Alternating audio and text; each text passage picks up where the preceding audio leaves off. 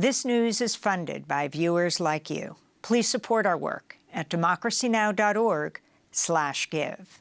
To talk more about the UN Climate Summit, we're joined by Harjeet Singh, Head of Global Political Strategy with Climate Action Network and with the Fossil Fuel Non-Proliferation Treaty, a global initiative to phase out fossil fuels and support a just transition. He's based in New Delhi, India, but is joining us here from Dubai. It's great to have you back on the show.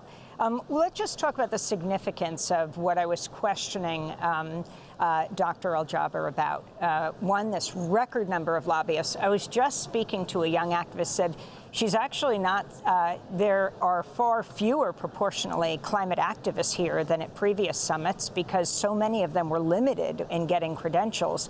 And yet it's the largest UN climate summit ever, with the by far largest number of oil, fossil fuel lobbyists. How does that affect these talks, and what needs to be done here?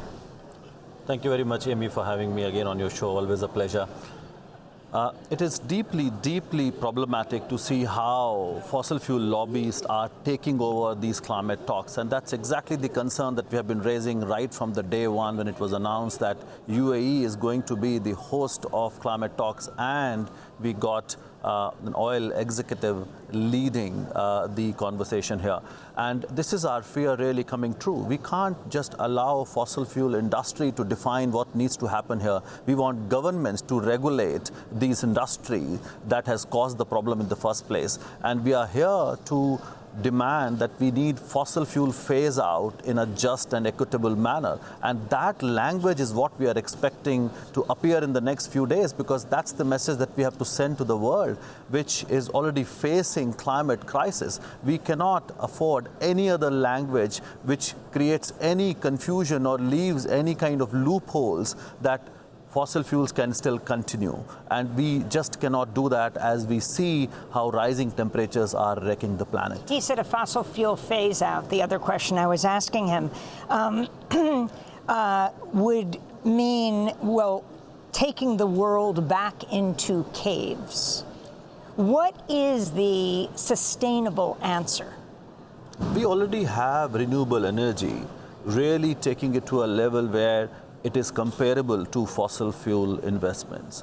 The point here is that how we can use those solutions. You know, the reason fossil fuel industry is surviving because of the subsidies, and I must remind everybody that as per the report of IMF, the subsidies are to the tune of $11 million per minute. Let me repeat, $11 million per minute. And if you add all the externalities, fossil fuel industry cannot survive. On the other hand, you see investments not going sufficiently to the renewable energy industry.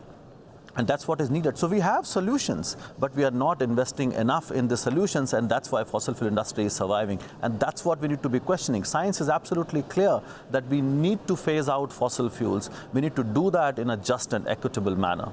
So, Harjeet Singh, you're wearing blue today. If you can explain why you're doing that. And also, you just came from a loss and damage protest. We've started talking about loss and damage again this week at the UN Climate Summit, but talk about why that was the focus of your protest outside. So as activists, we are wearing blue today, and that's a color we associate with loss and damage.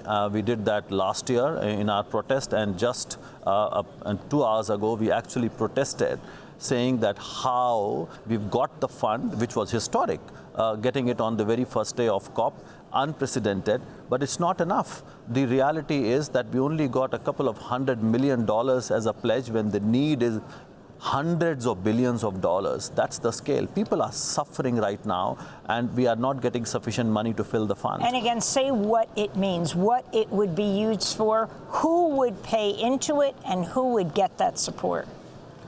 Let's understand that we got the convention on climate change 30 years ago. We were expecting the emission reductions to happen to a level where we will not be seeing this crisis, but we did not see any reduction in the emissions.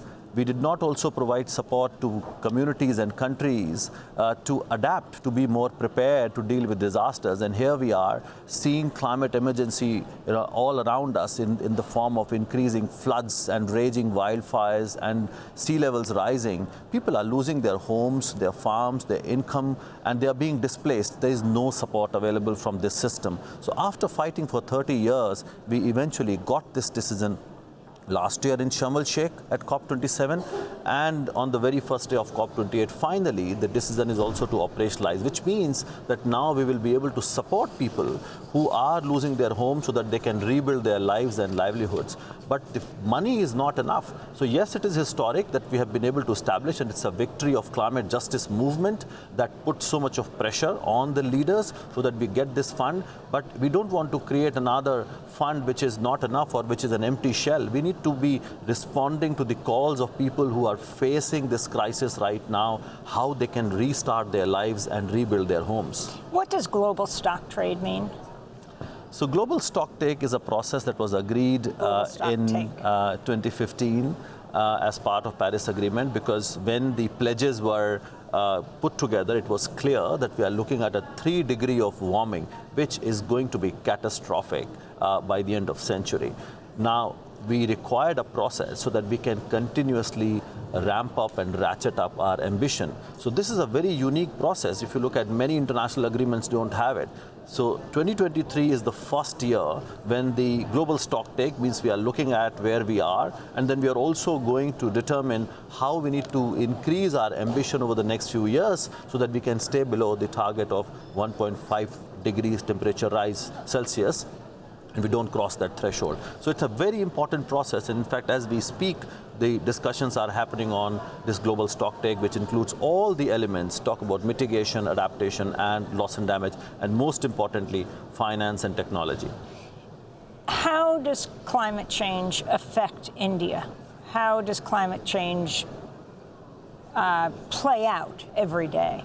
Well, India is a large country with 7,500 kilometer long coastline, and you talk of any geoclimatic zone India has, and it's extremely vulnerable. In fact, it has been ranked one of the top 5 and top 10 countries over the last few years in terms of vulnerability. And we have seen some heat waves which were unprecedented in the last few years. We have seen how floods are becoming far more intense. We have seen some devastating storms and people getting displaced. And there are now studies which say that India is going to lose its GDP by 3% over the next few years, and how it's going to lose billions of dollars over the next few years, and those impacts are already happening. So countries are vulnerable. They are suffering, they are without any reason, because they are not the ones who have caused the problem in the first place. So, and there are many more developing countries who are in worse situation than India. We have 30 seconds left. It's yours. Well, I would say we have to make sure that we get a decision on fossil fuel phase out, because even when we talk about loss and damage, we know very clearly more fossil fuels equals more loss and damage. So we have got this decision, but unless we address the cause of the climate crisis, which is fossil fuels, we will not be able to deal with the climate emergency. And we have to ramp up adaptation, finance, because people need to be now prepared to deal with disasters, and also they need to get support when they're suffering. So we need to work across the board on all these 3 pillars of climate action. Democracy Now! Is funded by viewers like you. Please give today at democracynow.org/give.